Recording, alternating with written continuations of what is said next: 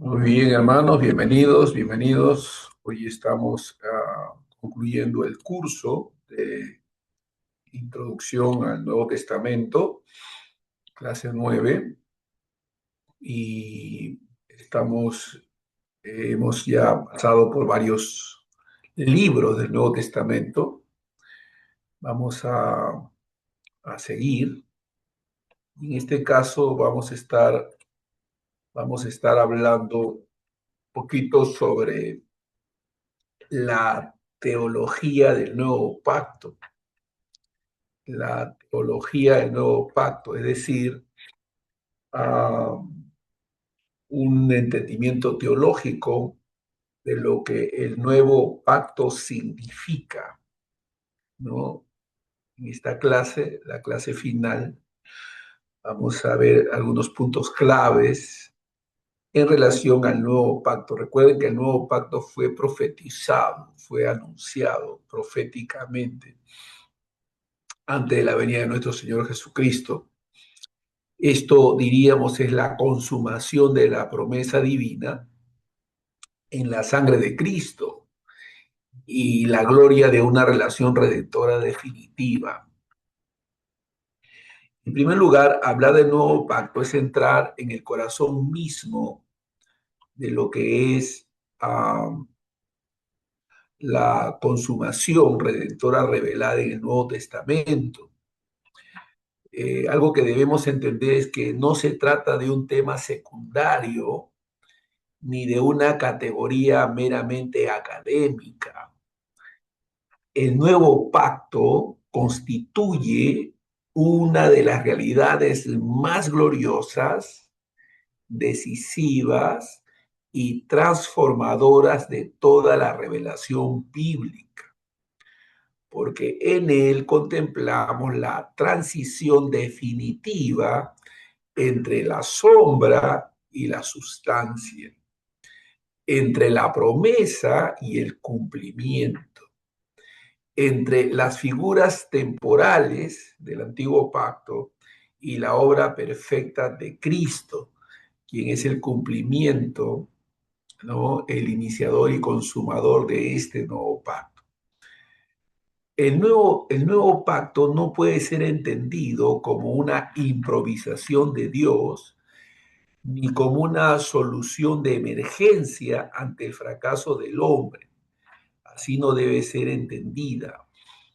Tampoco debe ser visto como una ruptura arbitraria con el Antiguo Testamento. Más bien, debe ser comprendido como la culminación del propósito eterno de Dios, anunciado progresivamente en las Escrituras. O sea, hay una conexión entre el antiguo pacto y el nuevo. No es un rompimiento abrupto, arbitrario, no.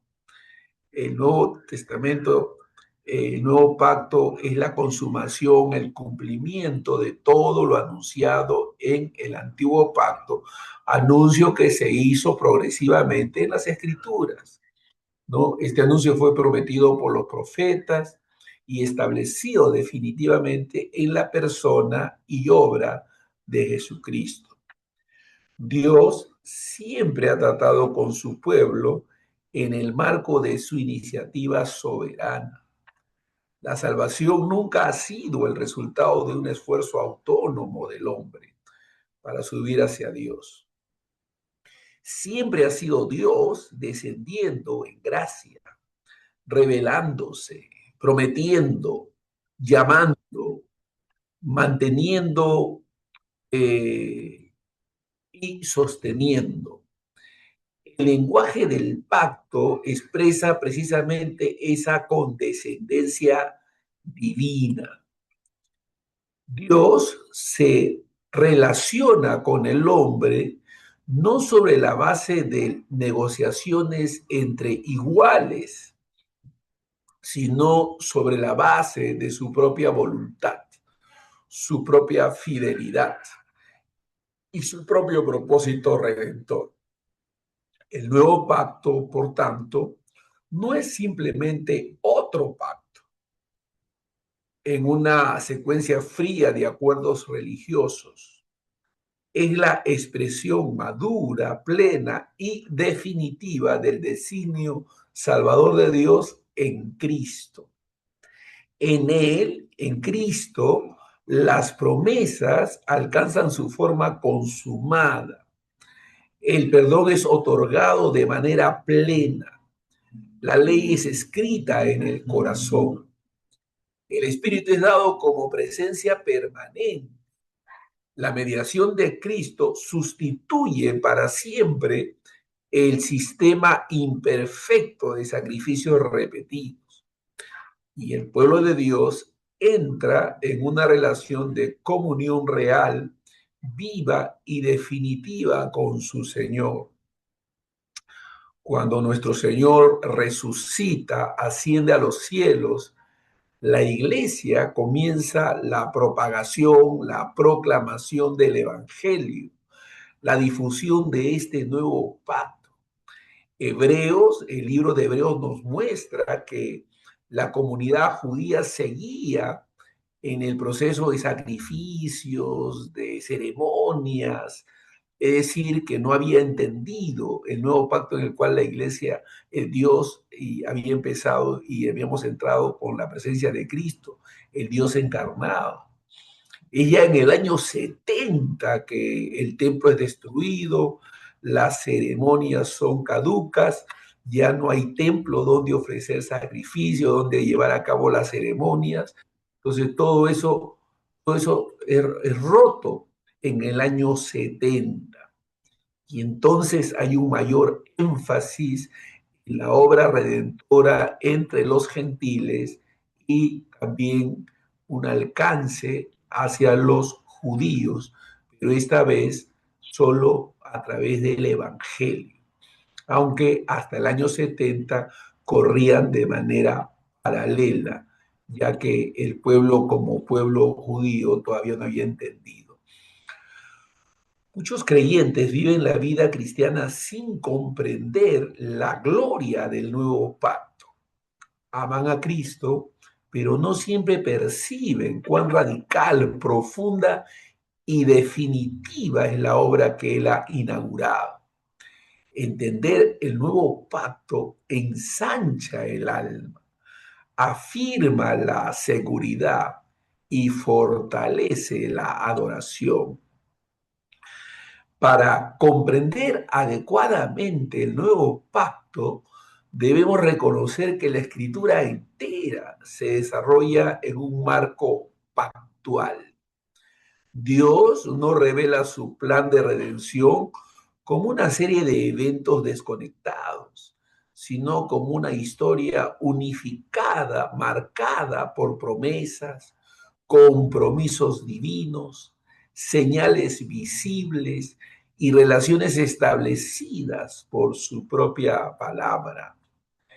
En el Antiguo Testamento encontramos pactos significativos con Noé, Abraham, Israel en Sinaí y David, cada uno con un papel importante en el despliegue de la historia redentora. Sin embargo, todos esos pactos, de una u otra manera, apuntaban hacia una realidad mayor. Ninguno era el destino final. Todos llevaban la mirada hacia adelante. En el pacto con Abraham reveló la promesa de una descendencia, una tierra y bendición para todas las naciones. El pacto mosaico reguló la vida nacional y cultural de Israel, mostrando la santidad de Dios y el pacto del hombre y el pecado del hombre. El pacto davídico aseguró la esperanza de un rey eterno, pero ninguno de estos pactos encontró su plenitud en sí mismo. Todos necesitaban cumplimiento, todos esperaban algo superior, todos señalaban directa o indirectamente Cristo. Dice en Hebreos capítulo 1 que Dios, hablando muchas veces y de muchas maneras, a través de ángeles, sueños, profetas, hoy se ha revelado por medio, en estos postreros tiempos se ha revelado por medio de el Hijo. Amén, postreros tiempos, Cristo. Entonces, esto refleja la unidad profunda del plan de Dios. No hay dos planes de salvación, ni dos pueblos de Dios esencialmente distintos, ni dos caminos paralelos de acceso a Dios. Hay una sola historia redentora, un solo propósito eterno y un solo Mesías. El nuevo pacto no anula la fidelidad de Dios a sus promesas antiguas, la manifiesta con gloria consumada. El creyente debe aprender a leer toda la Biblia con una mirada unificada, desde una visión redentiva. Cuando comprende que Dios ha estado tejiendo desde el principio una sola historia de redención, su confianza en la Escritura crece y su visión de Cristo se vuelve más hermosa y más completa. El nuevo pacto no aparece repentinamente en el Nuevo Testamento sin preparación previa. Los profetas del Antiguo Testamento anunciaron con claridad creciente que vendría un tiempo en el cual Dios establecería una relación nueva, profunda, transformadora y definitiva con su pueblo. Uno de los textos más decisivos es Jeremías 31 al 34. Dios anuncia que hará un nuevo pacto, no como el que hizo con sus padres cuando los tomó de la mano para sacarlos de Egipto. Esta declaración no implica que el Dios del Antiguo y del Nuevo Testamento sean distintos, ni que su propósito moral haya cambiado. Significa que la administración antigua, marcada por la debilidad humana, tipología ceremonial y estructuras temporales, daría paso a una realidad superior y definitiva. Jeremías destaca varios elementos gloriosos de ese nuevo pacto. La ley sería escrita en el corazón. Dios sería verdaderamente el Dios de su pueblo en una relación viva. Habría un conocimiento de Dios más profundo y extendido. El perdón de los pecados sería pleno y definitivo. Ezequiel 36 también añade promesas fundamentales: un corazón nuevo, un espíritu nuevo y la presencia del Espíritu Santo produciendo obediencia. Estas promesas no describen simplemente una reforma externa de comportamiento religioso, describen transformación interior, regeneración, renovación espiritual y reconciliación real con Dios. Estas profecías son centrales porque muestran que el problema del hombre no es solo externo. El hombre no necesita meramente mejor instrucción, mejor legislación o más presión moral. Necesita un corazón nuevo. El nuevo pacto responde precisamente a esa necesidad radical. ¿Cuántas personas intentan vivir para Dios con un corazón no transformado, apoyándose en disciplina, temor o presión externa? Pero la promesa del nuevo pacto nos recuerda que Dios no solo exige obediencia, Él da un corazón capaz de amarle y seguirle.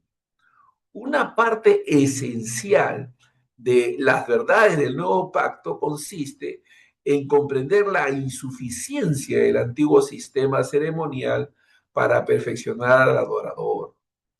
El Antiguo Testamento, especialmente en su administración mosaica, estableció sacrificios, sacerdotes, rituales de purificación, días especiales y un sistema completo de mediación cultural. Todo ello tenía origen divino y cumplía un propósito importante, pero no era final, no era perfecto, no era definitivo. Los sacrificios de animales no podían quitar el pecado en sí mismos. Los sacerdotes eran pecadores necesitados de expiación. El tabernáculo y luego el templo eran figuras temporales. La repetición constante de sacrificios mostraba precisamente que la obra aún no había sido consumada. Había cobertura ceremonial, pero no consumación final de la redención. Hebreos desarrolla este punto con una profundidad extraordinaria. Lo antiguo era sombra. Cristo es la sustancia, la realidad. Los antiguos lo antiguo anunciaba, Cristo, lo que lo antiguo anunciaba, Cristo lo cumple. Lo antiguo señalaba hacia adelante. Cristo ha llegado. La sangre de toros y machos cabríos nunca podían limpiar la conciencia de manera definitiva, pero la sangre de Cristo sí. Esto es crucial para proteger la suficiencia de Cristo. El creyente no vive bajo un sistema incompleto que necesita repetición o complemento. Vive bajo una obra consumada. La expiación de Cristo no participa de la fragilidad del antiguo orden. Es plena, es eficaz, es perfecta y definitiva. Cuando el creyente entiende esto, deja de relacionarse con Dios como si necesitara ganar una aceptación que ya fue asegurada en Cristo. Ya no vive en una lógica de sacrificio repetitivo, sino en la paz de una redención plenamente realizada. Porque Cristo es el mediador, el único mediador del nuevo pacto. El centro absoluto de las verdades del nuevo pacto es Jesucristo.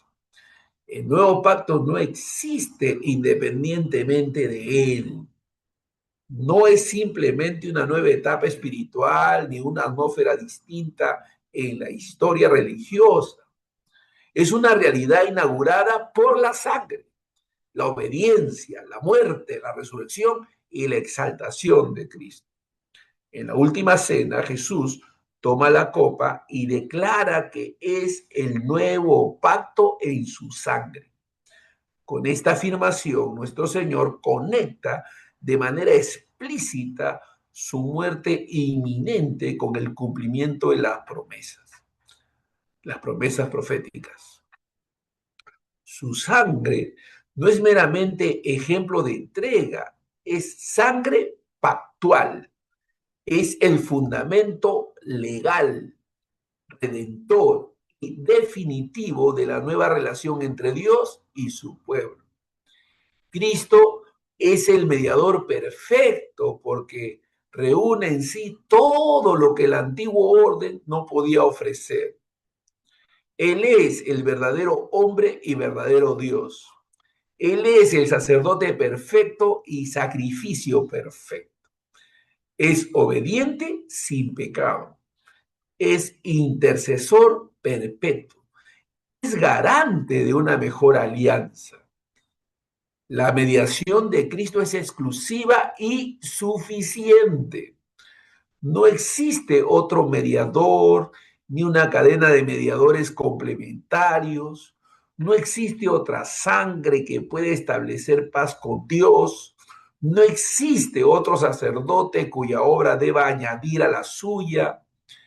Cristo no inauguró un pacto parcial, inauguró el pacto definitivo. La paz del creyente descansa en esto. Entre Dios y nosotros no hay una distancia incierta que debamos intentar cerrar por medios propios. Cristo ya ha mediado perfectamente. Él ha abierto el camino. Él sostiene nuestra comunión con el Padre. Uno de los aspectos más gloriosos del nuevo pacto es que está fundado en sangre, pero no en cualquier sangre, en la sangre del Hijo de Dios encarnado.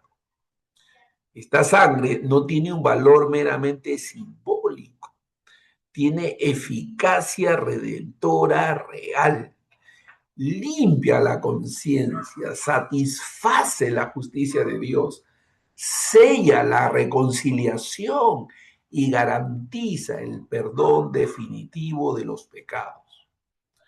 El perdón prometido en Jeremías alcanza en Cristo su cumplimiento pleno. Bajo el antiguo sistema había recordatorio constante del pecado. Bajo el nuevo pacto hay remisión verdadera. Esto no significa que el creyente no siga confesando sus faltas, ni que la comunión diaria no deba ser renovada en arrepentimiento. Significa que la culpa judicial ha sido tratada de manera definitiva en la cruz. Esta es una piedra angular del Evangelio.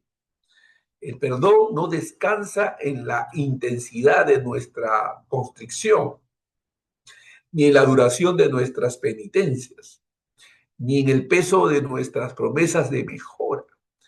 Descansa en la sangre de Cristo. Dios no recuerda nuestros pecados en el sentido judicial condenatorio porque ya los juzgó en su Hijo.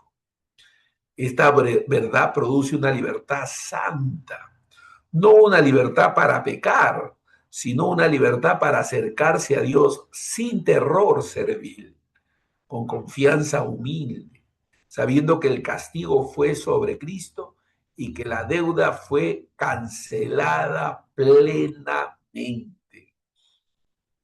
Muchos creyentes sinceros viven todavía como si el perdón de pecados fuera frágil, parcial o intermitente.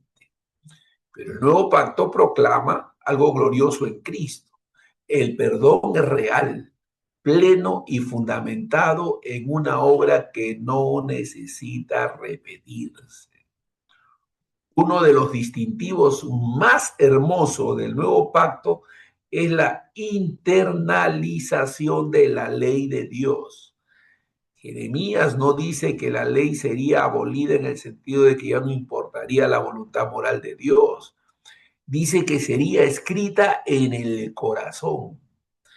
Esto significa que lo que antes estaba frente al hombre como mandato santo, pero no transformador en sí mismo, ahora es abrazado internamente por un corazón renovado. Aquí aparece una diferencia decisiva entre religión externa y vida nueva pactual. Bajo el nuevo pacto, Dios no se limita a ordenar desde afuera, transforma desde adentro. El creyente recibe un nuevo corazón, nuevas disposiciones, nuevos afectos y una nueva inclinación hacia la voluntad de Dios. No se vuelve perfecto en esta vida, pero sí verdaderamente renovado. Esto es estrechamente ligado a la doctrina de la regeneración y de la santificación. El hombre natural no puede someterse a la ley de Dios porque no quiere ni puede hacerlo en su estado caído. Pero el Espíritu Santo obra internamente en cada creyente, vivificando el corazón y produciendo una nueva relación con la ley divina. La ley deja de ser vista meramente como amenaza externa y comienza a ser amada como expresión del carácter de Dios. Esto también protege al creyente de dos errores: el legalismo y el antinomianismo. El legalismo busca obediencia sin transformación interna y sin descansar en Cristo. El antinomianismo, que es el rechazo a la ley, pretende gracia sin amor por la voluntad de Dios. Pero el Nuevo Testamento nos muestra que la gracia verdadera produce un corazón que ama lo que Dios ama. Amamos la ley de Dios. La obediencia cristiana genuina no nace de miedo servil ni de la presión religiosa. Nace de un corazón vivificado por el Espíritu, reconciliado con Dios y agradecido por la redención en Cristo. No se puede hablar del nuevo pacto sin hablar de la presencia del Espíritu Santo. Las promesas proféticas y el testimonio del Nuevo Testamento muestran que una de las bendiciones distintivas de esta administración redentora es la efusión del Espíritu como presencia permanente en el pueblo de Dios. El Espíritu Santo no es un añadido opcional a la vida cristiana, es el sello del nuevo pacto, el agente de la regeneración, el que une al creyente a Cristo. El que se une a Cristo, un espíritu es con él. El que ilumina la palabra, el que da testimonio interno de la adopción, el que capacita para mortificar el pecado y el que produce fruto de santidad. La presencia del Espíritu en el Nuevo Testamento, en el Nuevo Pacto, no debe ser reducida a experiencias extraordinarias aisladas, ni a una espiritualidad desordenada. Su obra es glorificar a Cristo, aplicar la redención, formar el carácter del creyente y edificar la iglesia en la verdad. El Espíritu no desplaza la centralidad de la palabra, la hace viva y poderosa en el corazón. La realidad de que el Espíritu mora en el creyente y en la iglesia constituye una diferencia radical respecto de la naturaleza provisional y tipológica de la antigua administración. El pueblo de Dios ya no depende de la cercanía simbólica de la gloria en el templo físico. Dios mora en su pueblo por medio del Espíritu. La vida cristiana no es el esfuerzo moral aislado, es una vida vivida en dependencia del Espíritu de Dios. El creyente no está abandonado a sus propias fuerzas. El Dios que mandó obedecer es el Dios que por su Espíritu capacita para obedecer. Jeremías también dice que en el nuevo pacto todos conocerán al Señor, desde el más pequeño hasta el más grande. Esto no significa que desaparezcan la enseñanza, el discipulado, la necesidad de crecimiento. Significa que la relación con Dios ya no se define por mera pertenencia externa a una estructura religiosa, sino por conocimiento real, espiritual y salvador del Señor. Bajo el antiguo orden podía haber muchas personas integradas externamente a la comunidad del pacto sin un conocimiento transformador de Dios. En el nuevo pacto, la realidad interna ocupa el centro. Los miembros verdaderos del pueblo de Dios conocen al Señor de manera viva, no de manera exhaustiva, por supuesto, pero sí real, personal y redentora. Esto armoniza con la distinción entre profesión externa y fe verdadera. No basta participar de señales visibles o de un entorno religioso. Es necesario conocer al Señor por la obra de la gracia. Este conocimiento no es mero dato doctrinal, aunque incluye doctrina verdadera. Es comunión, reconciliación, vida espiritual y relación filial. Este punto también exalta la gloria del Evangelio. El Dios Santo es inaccesible para el pecador por sus propios hechos, por sus propios medios. Se ha dado a conocer de manera salvadora en Cristo. Conocer a Dios ya no depende de aproximaciones humanas inciertas, depende de la revelación del Hijo y de la obra del Espíritu. El mayor privilegio del creyente no es solo pertenecer a un pueblo visible o sostener una tradición correcta, es conocer realmente al Dios vivo en Jesucristo. Esa es la vida eterna. Y todo ministerio fiel debe conducir al pueblo a ese conocimiento. Otra gloria del nuevo pacto es la reunión de un solo pueblo de Dios en Cristo. Lo que antes aparecía en formas preparatorias, nacionales y tipológicas, ahora se manifiesta con claridad universal en Cristo. En Cristo, judíos y gentiles son reconciliados en un solo cuerpo. La pared intermedia de separación ha sido derribada. El pueblo del pacto ya no se define por marcas étnicas, ceremoniales o nacionales, sino por la unión con Cristo mediante la fe. Desde la perspectiva bíblica, esto resalta la unidad de la iglesia verdadera en todos los lugares y en todas las épocas de la redención.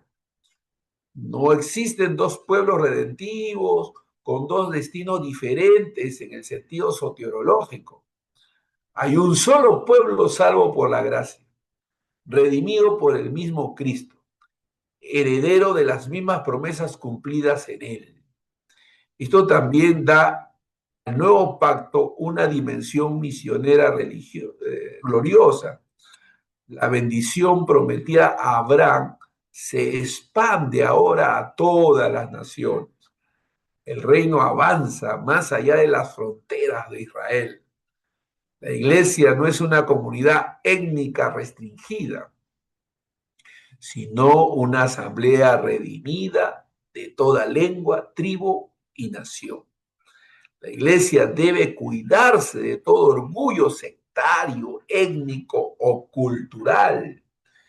El nuevo pacto nos recuerda que todos llegamos por la misma sangre, todos vivimos por la misma gracia y todos pertenecemos a un mismo Señor. Uno de los frutos más preciosos del nuevo pacto es el acceso directo, libre y confiado a Dios por medio de Cristo. Ya no dependemos de un sacerdocio terrenal, repetitivo, ni de un sistema ceremonial que mantenía una distancia. El velo ha sido rasgado. El camino al lugar santísimo ha sido abierto por la carne de Cristo. El creyente puede acercarse con plena certidumbre de fe. Esto no significa irreverencia. El acceso es libre, pero santo. Es confiado, pero humilde. Es filial, no trivial. El Dios al que nos acercamos sigue siendo infinitamente santo, pero ya no nos acercamos como condenados inciertos, sino como redimidos reconciliados. Esta verdad es profundamente consoladora. La oración cristiana, la adoración congregacional y toda comunión con Dios descansan sobre esta realidad pactual. No nos aproximamos a Dios por mérito propio, ni por mediadores humanos adicionales, ni por rituales expiatorios suplementarios. Nos acercamos por Cristo y en Cristo. ¿Cuántos creyentes obran como si todavía estuvieran fuera del santuario, dudando si serán recibidos? El nuevo pacto nos enseña a entrar con reverencia y confianza, sabiendo que nuestra entrada está garantizada por el Hijo. El nuevo pacto también tiene expresión visible en la vida de la iglesia. El bautismo y la cena del Señor no sustituyen la obra interna del Espíritu, pero sí son señales y sellos visibles de la gracia pactual. Estas ordenanzas no deben ser vaciadas de significado ni convertidas en meros rituales mecánicos. Tampoco deben ser tratadas como actos mágicos. Deben ser entendidas a la luz de la realidad que señalan unión con Cristo, comunión con su cuerpo y participación en la nueva administración redentora. La cena del Señor en particular tiene un vínculo explícito con el nuevo pacto, pues Cristo mismo la establece con referencia a su sangre derramada. Cada vez que la iglesia participa de ella con fe, proclama la muerte del Señor hasta que Él venga, recordando que la comunión con Dios y con el pueblo redimido está cimentada en la obra pactual de Cristo. Estas señales son medios de gracia subordinados a la palabra y recibidos por la fe. No salvan por sí mismas, pero fortalecen la fe del creyente y nutren su comunión con Cristo cuando son recibidas correctamente. La iglesia debe recuperar una comprensión reverente y gozosa de las ordenanzas.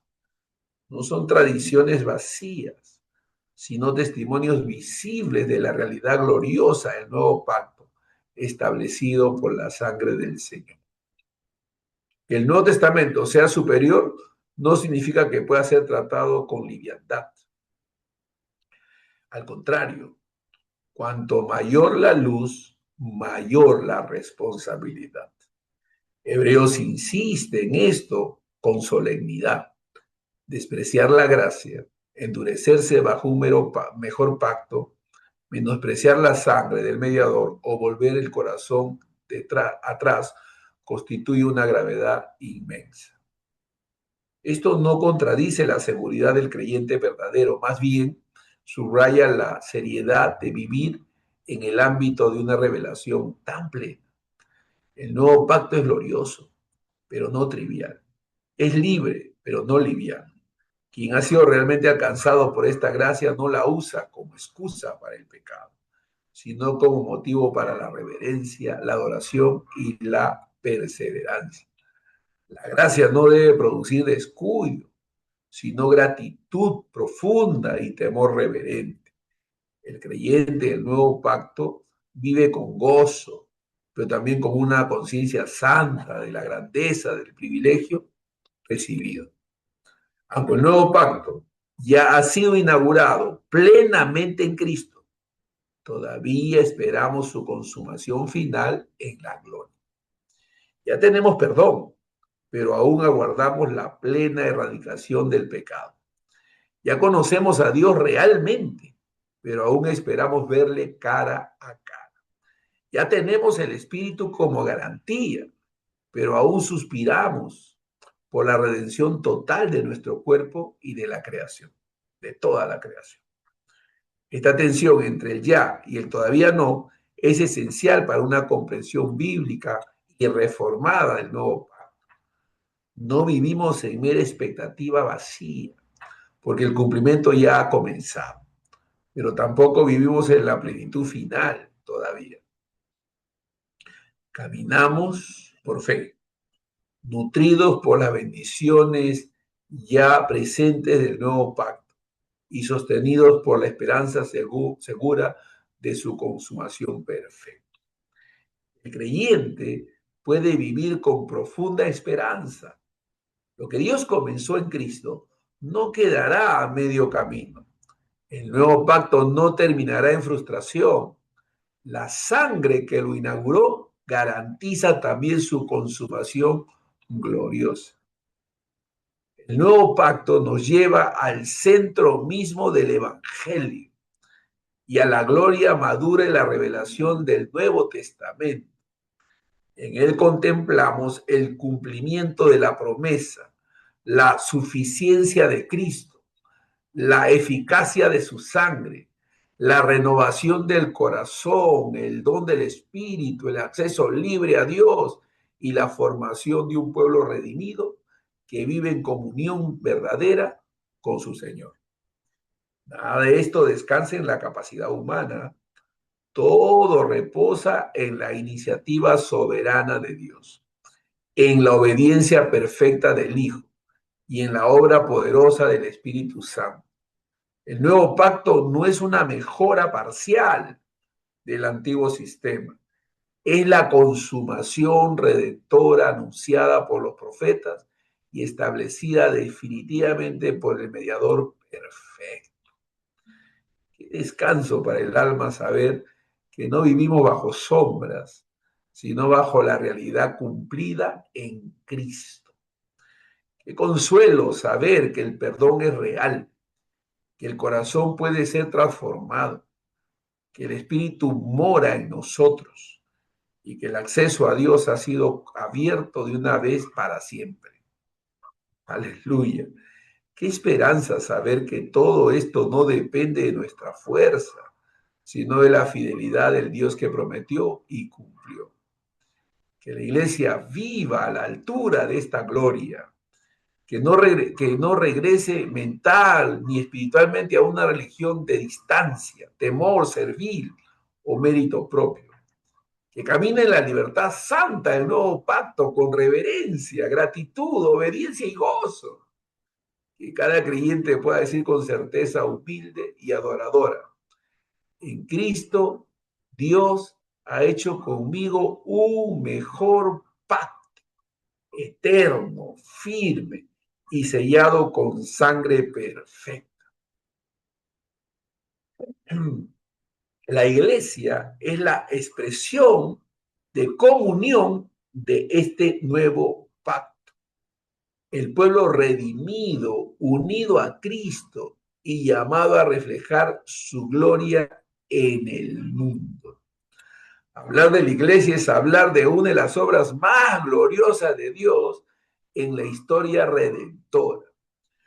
No se trata de una institución humana desarrollada progresivamente por la necesidad social o religiosa, ni de una organización que surge como consecuencia accidental de la predicación apostólica. La iglesia es el resultado directo del propósito eterno de Dios, concebido antes de la fundación del mundo, manifestado en Cristo y aplicado por el Espíritu Santo en el tiempo. La iglesia no es un añadido al Evangelio, es fruto del Evangelio. No es el centro del plan de Dios en lugar de Cristo, pero sí es el pueblo que Cristo ha redimido para sí. Dios no solo salva individuos aislados, sino que forma una comunidad, un cuerpo, una familia espiritual que refleja su gracia, su sabiduría y su gloria. El apóstol Pablo describe a la iglesia como el cuerpo de Cristo, la plenitud de aquel que todo lo llena en todo. Esta expresión no debe ser tomada a la ligera. Cristo es completo en sí mismo, pero ha querido manifestar su gloria en la historia mediante un pueblo unido a Él. La iglesia no reemplaza a Cristo, lo representa en el mundo. Esto nos lleva a una verdad esencial. La iglesia no puede ser entendida correctamente sin Cristo. No es una comunidad centrada en sí misma, ni en sus líderes, ni en sus estructuras, ni en sus logros propios. Es una comunidad definida por su unión con el Señor resucitado. Su identidad no nace de su organización visible, sino de su relación viva con Cristo. Muchos hoy valoran la iglesia solo por su utilidad social o por su ambiente relacional, pero la iglesia es mucho más que eso. Es el pueblo de Dios, redimido por la sangre de Cristo y llamado a vivir para su gloria. La iglesia del Nuevo Testamento debe ser entendida como la comunidad visible del nuevo pacto. Esto significa que su existencia, su identidad y su vida están fundamentadas en la obra redentora de Cristo y en las promesas cumplidas de Dios. A diferencia de la administración antigua, donde la pertenencia al pueblo de Dios tenía un componente nacional, étnico y tipológico, en el nuevo pacto, la comunidad de fe se define por la relación espiritual con Cristo. La iglesia no está compuesta por quienes simplemente nacen dentro de un entorno religioso, sino por aquellos que han sido regenerados por el Espíritu, unidos a Cristo por la fe y sellados por la gracia. Esto no elimina la dimensión visible de la iglesia. La iglesia se reúne, se organiza, celebra ordenanzas, reconoce el liderazgo y vive en comunión tangible. Pero su esencia no es meramente externa. Su verdadera naturaleza es espiritual. Es el pueblo redimido, reconciliado con Dios, habitado por el Espíritu y llamado a reflejar el carácter de Cristo. Esto implica una distinción importante entre la iglesia visible y la iglesia invisible. La iglesia visible incluye a todos los que profesan la fe y participan en la comunidad visible. La iglesia invisible está compuesta por todos los verdaderos creyentes, conocidos perfectamente solo por Dios. Esta distinción no debilita la importancia de la iglesia visible, sino que nos ayuda a entender que no toda profesión externa es equivalente a fe genuina. El creyente debe valorar profundamente la iglesia visible, pero también debe examinar su corazón. No basta con pertenecer externamente, es necesario haber sido unido realmente a Cristo. Una de las imágenes más ricas del Nuevo Testamento es la de la iglesia como el cuerpo de Cristo. Esta figura revela tanto la unidad esencial del pueblo de Dios como la diversidad de sus miembros. Todos los creyentes, sin excepción, están unidos a Cristo como su cabeza. Esta unión no es meramente simbólica, es una realidad espiritual profunda, establecida por el Espíritu Santo. Y como consecuencia de esta unión con la cabeza, también existe una unión real entre los miembros del cuerpo. Sin embargo, esta unidad no elimina la diversidad. El cuerpo tiene distintos miembros, con distintas funciones, dones y responsabilidades. No todos son iguales en función, pero todos son igualmente necesarios. Esta diversidad no es un problema que deba resolverse, sino una riqueza que debe ser administrada con sabiduría y amor. Esta verdad protege a la iglesia de dos extremos claros, el individualismo y la uniformidad forzada. El individualismo niega la interdependencia del cuerpo y promueve una vida cristiana aislada. La uniformidad forzada elimina la diversidad de dones y funciones que Dios ha dado para el bien común. El equilibrio bíblico es claro: unidad en Cristo, diversidad en función, armonía en el Espíritu.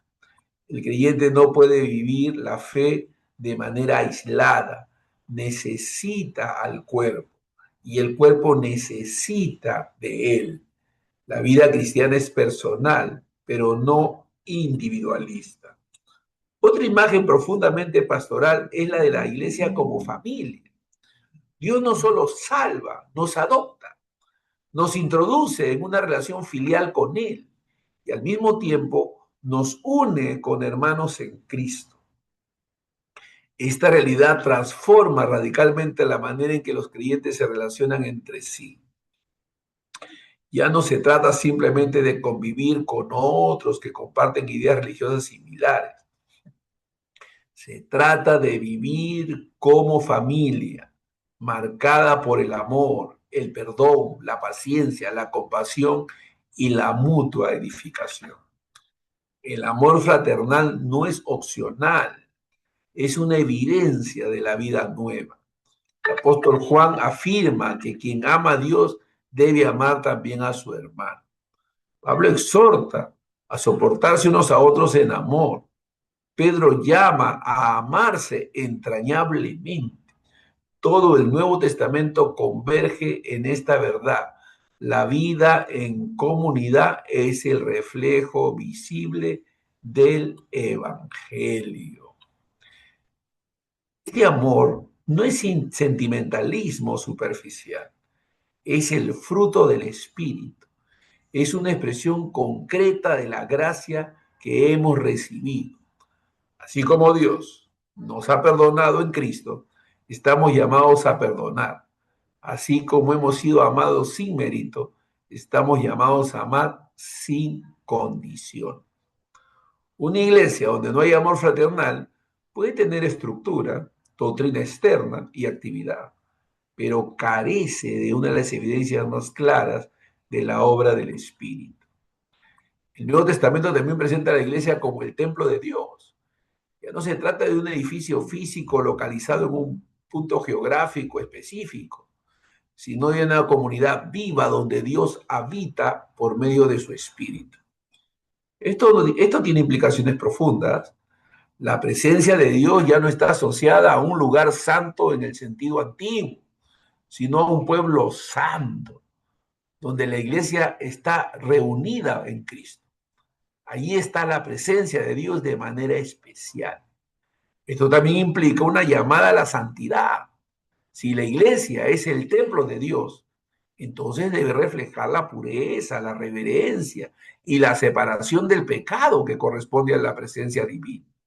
No se trata de una santidad ritual externa, sino de una santidad real que abarca el corazón, la conducta y la vida comunitaria. Esta realidad también enfatiza la importancia de la adoración corporativa. La reunión de la iglesia no es un evento social ni un espacio opcional de inspiración espiritual.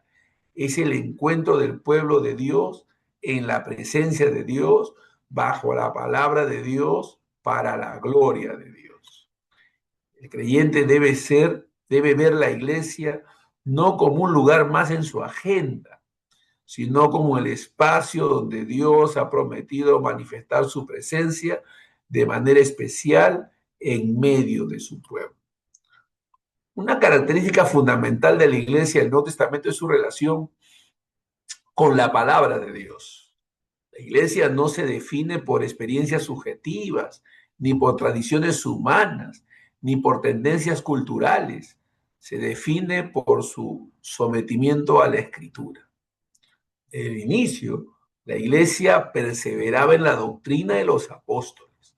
La predicación, la enseñanza, la corrección y la edificación estaban centradas en la palabra. Esto no es opcional, era esencial. Esto se expresa en el principio de solo escritura.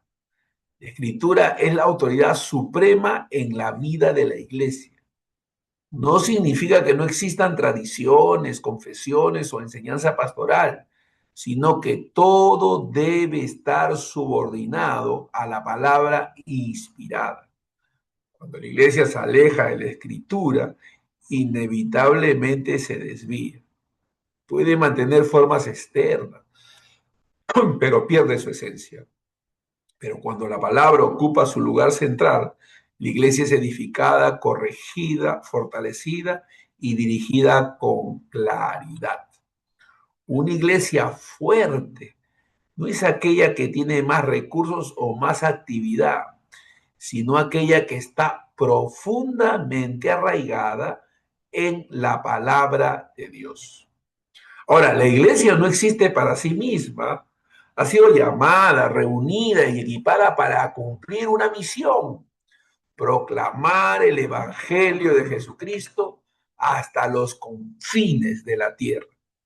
Esta misión no es opcional ni secundaria, es parte de la identidad misma de la iglesia. Así como Cristo fue enviado por el Padre, la iglesia es enviada por Cristo. La misión incluye predicación del Evangelio, discipulado, testimonio de vida, extensión del reino. Esta misión descansa en la soberanía de Dios. No evangelizamos porque creemos que todo depende de nuestra capacidad, sino porque Dios ha determinado salvar a su pueblo mediante la predicación del Evangelio. Esto produce un equilibrio saludable: urgencia en la proclamación, confianza en el resultado. La iglesia no debe encerrarse en sí misma, debe vivir con una visión misionera, entendiendo que cada creyente es parte del Evangelio del Reino. Que Dios nos ayude, hermanos, para poder comprender y practicar estas verdades que hemos recibido a través de este curso, Introducción al Nuevo Testamento. Que podamos nosotros comprender su importancia y valorar todo lo aprendido. Realmente es extraordinario, es maravilloso poder darse cuenta de que hay un plan mayor, glorioso, significativo y que nada ha sido dejado al azar, a la casualidad, sino que todo está previamente dispuesto por Dios con un plan glorioso. Que todo sea en Él, por Él y para Él. Así que cerramos este curso de esta manera con gratitud, diciéndole al Señor gracias por ayudarnos a comprender estas cosas y que podamos ya de manera particular profundizar en ellas y seguir creciendo en el conocimiento de la verdad. Gracias, Señor, en el nombre de Jesús. Ahí nos quedamos. Bendiciones.